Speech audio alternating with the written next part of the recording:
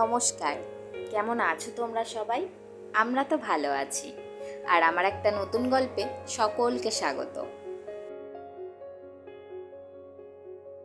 আজকে বাইরে এত জোরে জোরে হাওয়া বইছে যে কি বলবো, গাছগুলো তো সমানেই দুলে যাচ্ছে। এই কয়েকদিন ধরে যে পরিমাণ গরম পড়েছিল সে তো আমরা সবাই বুঝতে পারছি, খুবই কষ্ট হচ্ছিল।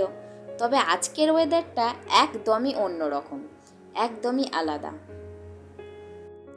এটাকে হাওয়া বলবো নাকি ঝড় বলবো সেটাই ভেবে পাচ্ছি না।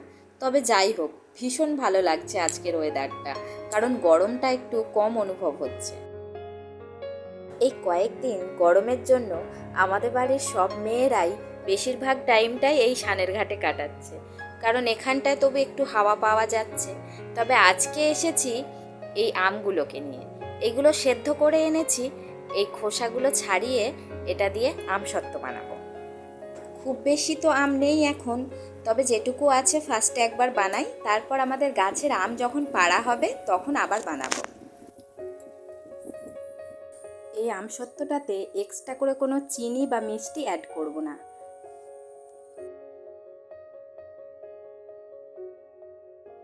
আর এদিকে আমার আম ছাড়ানো হয়ে গেছে। ঝুড়ির 3টে আম খুব শক্ত, ওগুলোকে আবার একবার সেদ্ধ করতে হবে, ওর খোসাগুলো একদমই ছাড়ছে না। তো যতটুকু হয়েছে ওইগুলোর পাল্পটাকে বের করে নিচ্ছি।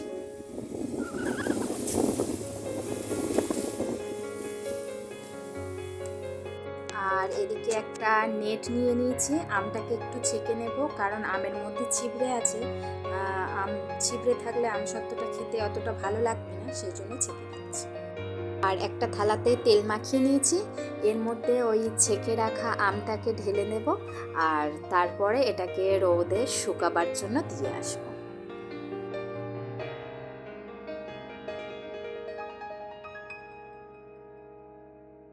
আর এখন চলে এসেছি ঠাকুরের ভোগ রান্না করব।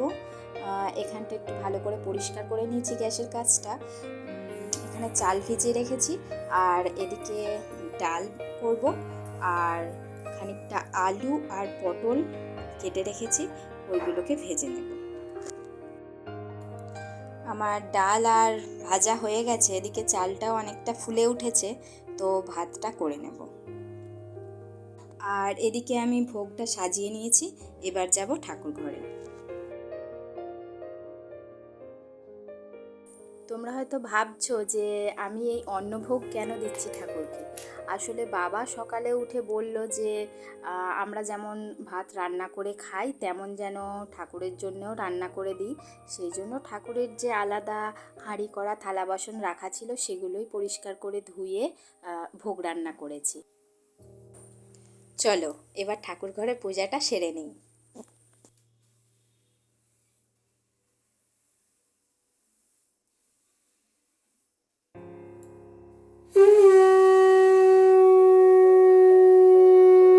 ভিডিওটা তাহলে এখানেই শেষ করছি।